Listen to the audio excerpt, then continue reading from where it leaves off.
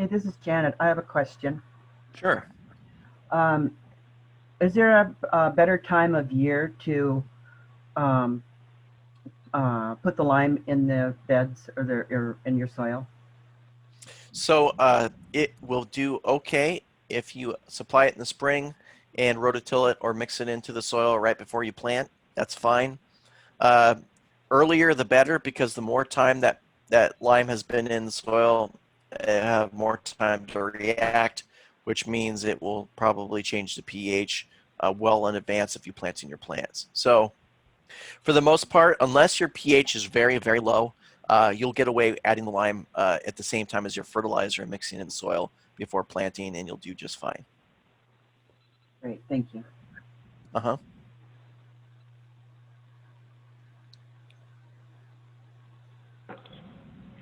This is Marilyn in Larson Bay. I just want to say thank you, Casey, for the wonderful presentation and all your knowledge that you have for our farms. It's wonderful. Thank you. Oh, you're welcome.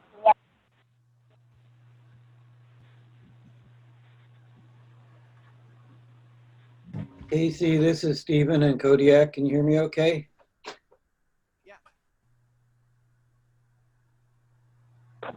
Yeah, I can hear you. Okay. Question, you said on the sodium, it never goes away, and the salt buildup, how could you take care of the sodium buildup or the salt buildup in the soil? So so that's going to depend on your situation. So if so say a lot of people on Kodiak, they might have raised beds. So if they have a raised bed and you see the soluble salt level coming up, it's going to happen quicker in a low tunnel or a high tunnel because we've got evaporation in addition to the plants pulling the salts up. So over time, that will accumulate regardless of what you do, just because plants grow and things warm up and it pulls the salts up. So what you could do in a raised bed situation is you could irrigate it. And what will happen in a raised bed situation is that water will actually flow out and run out the sides kind of underneath the raised bed a lot of times. And especially if it's over gravel or on a slanted hill, or the soil that's inside the bed is not the same as below, that will actually carry the salts out of the bed. And 2 or 3 irrigation events of adding 3 to 4 inches of water should probably get rid of about half of that salt. So that will be a good solution for you. If you're in a situation where the water does not drain away very well and you're in a raised bed situation, you could actually pull half of that soil out, move it to an outside growing area, and put some more new soil into the bed that doesn't have salt. That way you're actually diluting the original soil, and that would work okay. Um, if you're in an outdoor area and you've got high salts, um, it usually means that you don't have good drainage.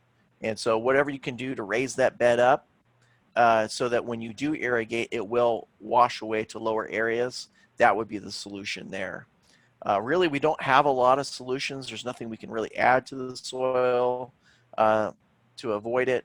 And you usually won't see major problems until that electrical conductivity gets above 2. If it does, then you might start to see issues. But if you can, try to keep it below 1, try to keep it below 0.6, because that way you'll never have to worry about issues and you can grow whatever you want. What about the high tunnel that doesn't have the rain, the natural water flow? Yep. So if you're in a high tunnel, or even if you've got a low tunnel, and say like you're doing drip irrigation or you're hand watering, and you do have a lot of evaporation, that salt, if it's a raised row, same thing. You want to make sure you've got good drainage, and you're going to raise that raised row as high as you can get it, and then irrigate it so it washes away from where your plants are rooted. That's really the only thing you can do, if unless you pull some of that soil out and move new clean soil in. But the main important thing is, and it really it's good for many reasons why, is to have good drainage.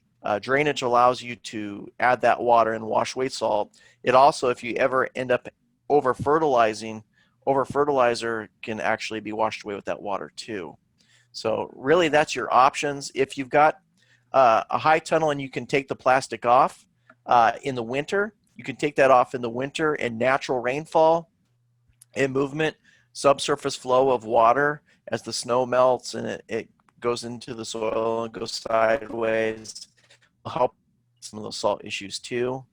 And typically the main places we do see it is in the high tunnel. I have seen soluble salts high outdoors, but it's usually next to an area that has high salts like driveways or walkways or things like that. Okay, thank you. Uh-huh.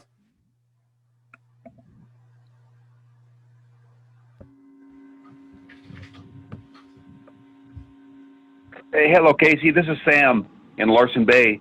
How often do you recommend having soil testing done? Because with crop rotation and things constantly in flux and changing, what's a good meter to follow?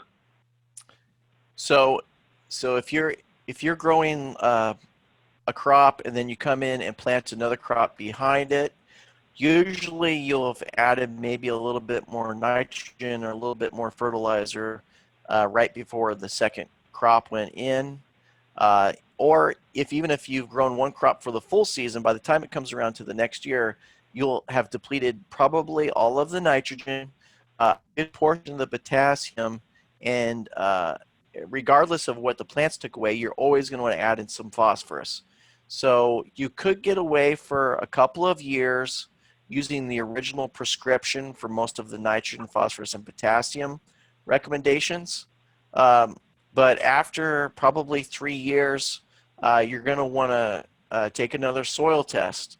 Now, the flip side of that is if you've never farmed on your location before, and this is the first time you've ever added fertilizer to it or other amendments, and you did a bunch of stuff to it to make it better that first year, the next year would probably be a good idea early in the spring to take another soil sample just to see what kind of mix you've created. Just because when you take your soil samples relative to what you might not actually know until you measure it, because the characteristics of the things we add might not be what we thought it was. So every year is probably a good time to do a soil sample. If it's a brand new, it's like the second year you're doing it, again, to do it the second year would be a good idea.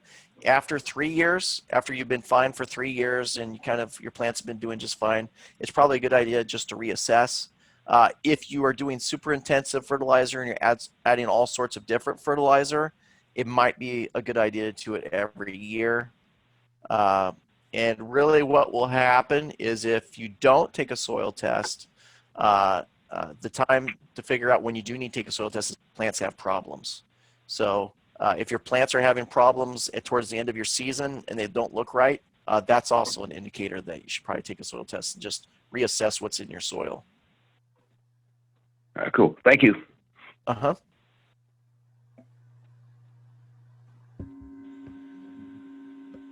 This is Vicky and Yuzinki.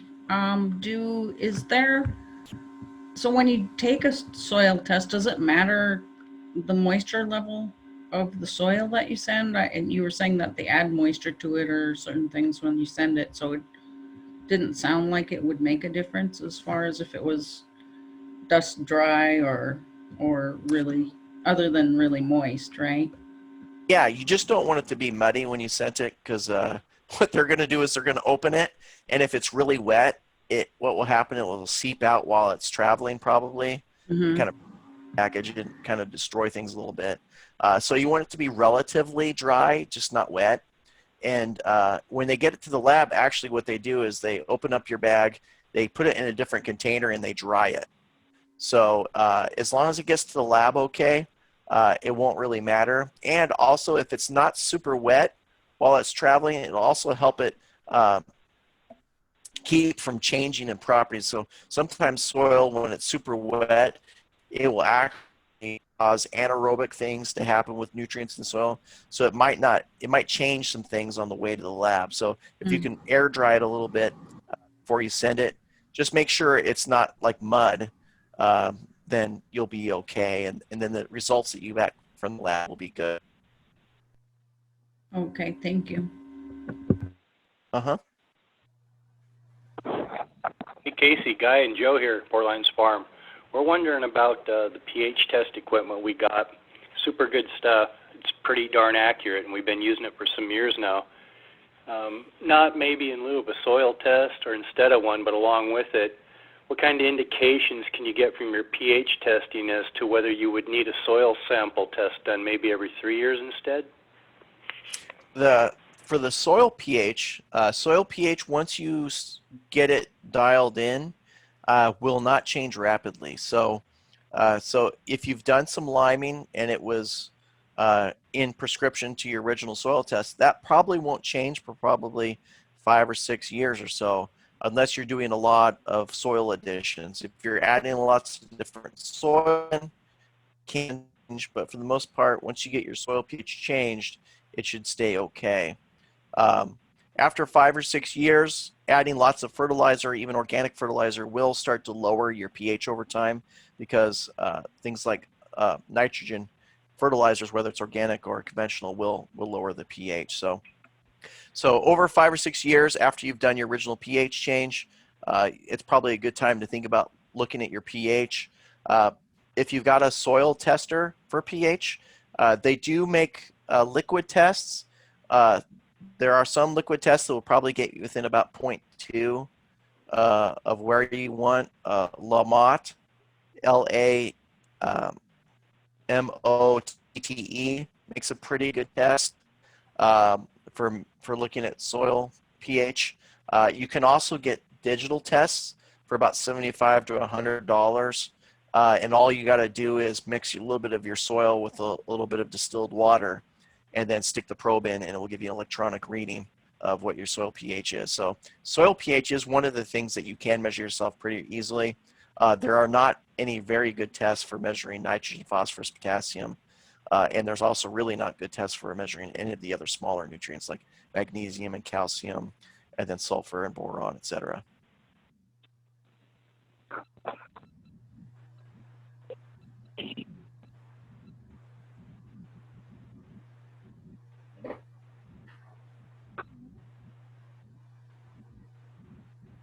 Hey, Casey, this is Robbie. Hi, Robbie.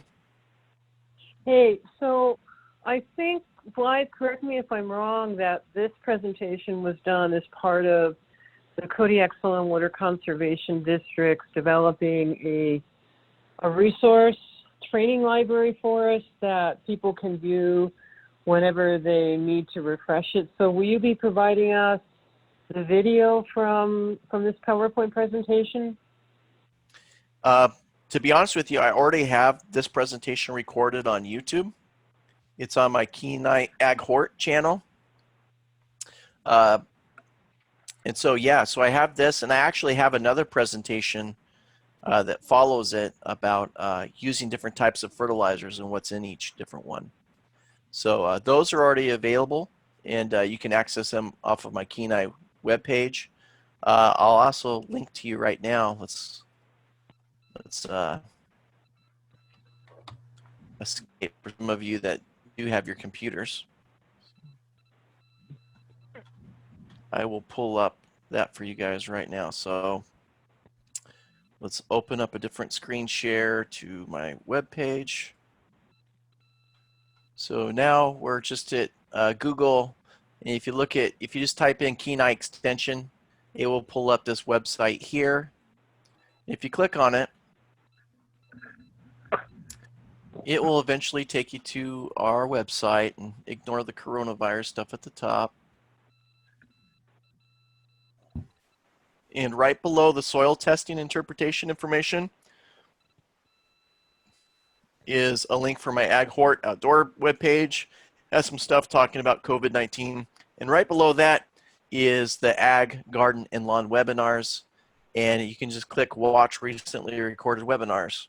And if you click that, that will take you to my YouTube channel. And I've actually got a recorded presentation on composting, pasture and hay workshop, understanding soils for fertilizer and lime, working with fertilizers in the garden, conventional and organic. And then I've also got a version of this presentation, soil testing, interpreting soil test. So if you guys forget what you heard here, it's all the same information. And then also seed starting for gardening success for seed starting as well. So those are all about 45 minutes to an hour videos. And yeah, so those are all available to you guys. And if you guys go onto YouTube and just type in Kenai Ag Hort, it would also pull me up. Also, if you just go to YouTube and type in Casey Matney, it will pull those up as well. So Casey, you didn't record this particular one for Kodiak? I didn't say Kodiak on it. That's the only difference between. This one is recorded, so we can use this one if you want. I can make this available just for Kodiak as presented to Kodiak if you want. But I was just saying, if people wanted the information, that's already up there. And if you guys want to make this in your own library, I'll just download this from the website, and you guys can post it on your page. I got both if you want. Yeah, so if you could forward us the one from today, that would be great, and then we'll download this stuff from the website, the webpage as well. Sure.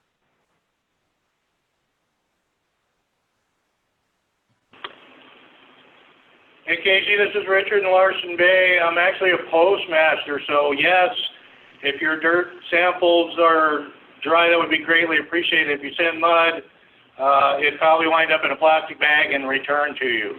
The small boxes you're talking about are $7.75 to mail. The next size up is $15.05. Yeah, and if you're crafty, I think the smallest flat rate little box, you can get about 2 little bags of soil samples in there, about it, with your forms, and then fold it up. And then the medium sized one, you could probably get at least 8 in there.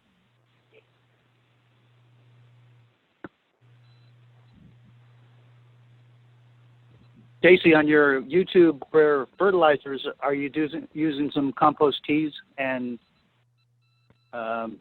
soluble teas for fertilization? No, all for dry materials for the most part. For the compost teas, you know, those vary so widely depending on the source. But that's a good idea for a future one. We really, if there was more time, we really need to have one on liquid and soluble fertilizers, and we really need to have one on small scale irrigation and using different types of irrigation techniques like the drip, and then also just all the others as well. So it's a good thought though.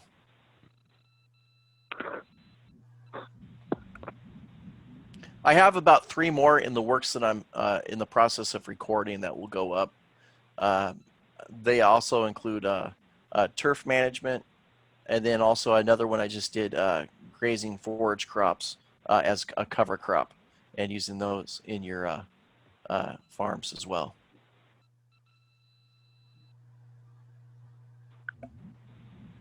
Yeah, hi Casey, this is Sam again in Larson Bay.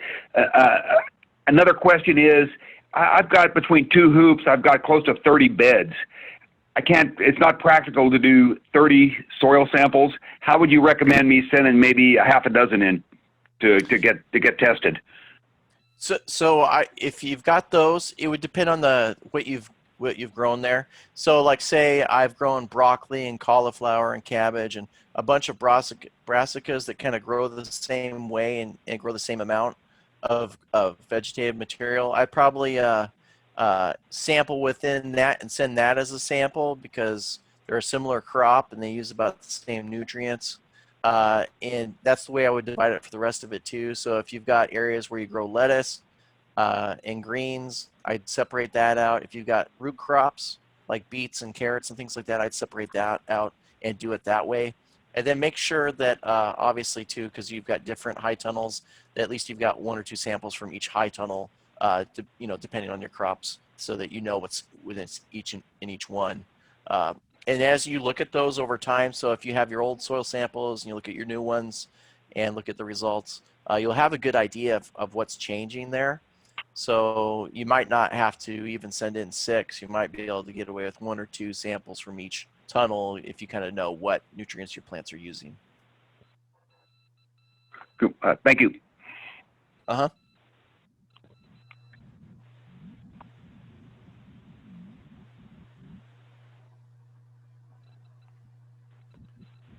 And I will say that, you know, the soil samples will tell you pretty definitely what you need to add, and they usually will save you money in the end, especially if you're shipping in fertilizers or having to prepare a bunch of material yourself, because you'll get down to that minimum amount that you need to supply your plants. If you're not able to do a soil sample and you need to plant right away, you can pretty much guess how much fertilizer you would need.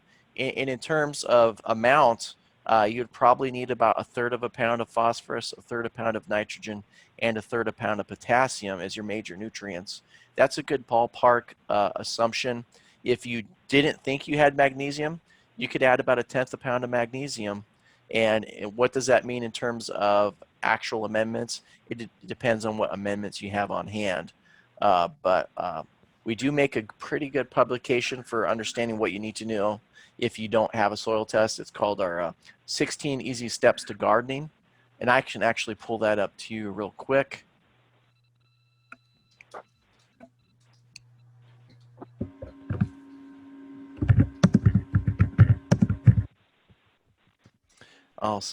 Hopefully this will pull it up. And so it's this publication right here. And if we went to here and just clicked on this, it would download it, but 16 Easy Steps to Gardening. And it actually has the recommendations for how much fertilizer to use if you didn't do any of this testing. It's just a good recommendation. And they use conventional fertilizer as the example. And I think it's about three cups of 832.16 per 100 square feet, but correct me if I'm wrong by checking out that pub.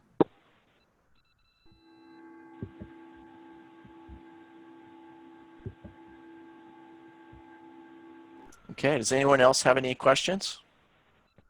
I just have one more thing, Casey. Along with your soil test, everybody, you can get a compost test, and that'll tell you how much nutrients are in your compost. So when you get your soil test back, your Casey can read your compost test and say, okay, if you add, 400 pounds of compost in your beds, you won't need any other nitrogens or phosphorus, or in a perfect world. Yeah, that's exactly right. The compost test is almost exactly the same as the soil test.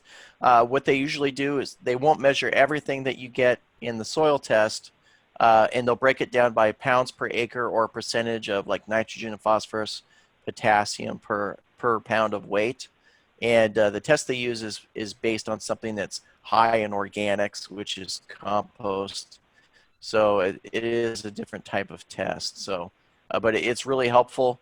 And I do actually end up seeing soil samples people send me. I just saw one last week where somebody had added so much fertilizer over the last 3 years that their soil sample actually came out with more nutrients showing in it than even compost.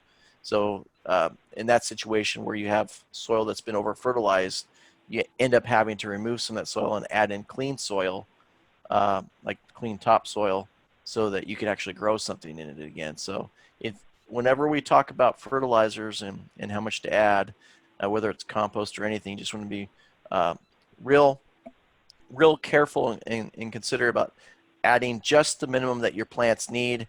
Maybe adding just a hair more than that if you want to, but definitely not going overboard, because that can create problems.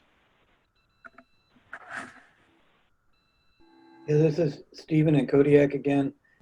When we were doing the testing of the kelp and the beach peat, we actually sent samples of the kelp and beach peat in to get tested as compost, and that was actually a very good thing to do. Yes, it is, and those tests are perfect for it, because they're definitely made for high organic matters, chemicals and properties that would be in that test that you had run.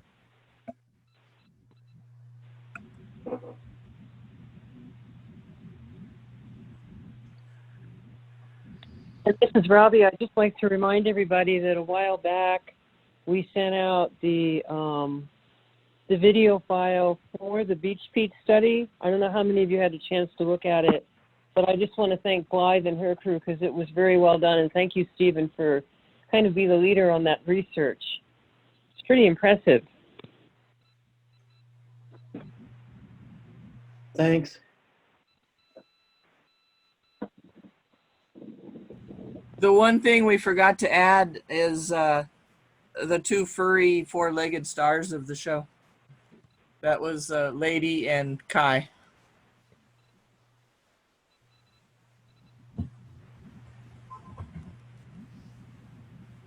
So, Casey, I think this wraps up our webinars for this grant year, for this fiscal federal year. And I really want to thank you and for delivering as much information as you've had over the past year. We've got all your PowerPoints loaded in the Dropbox.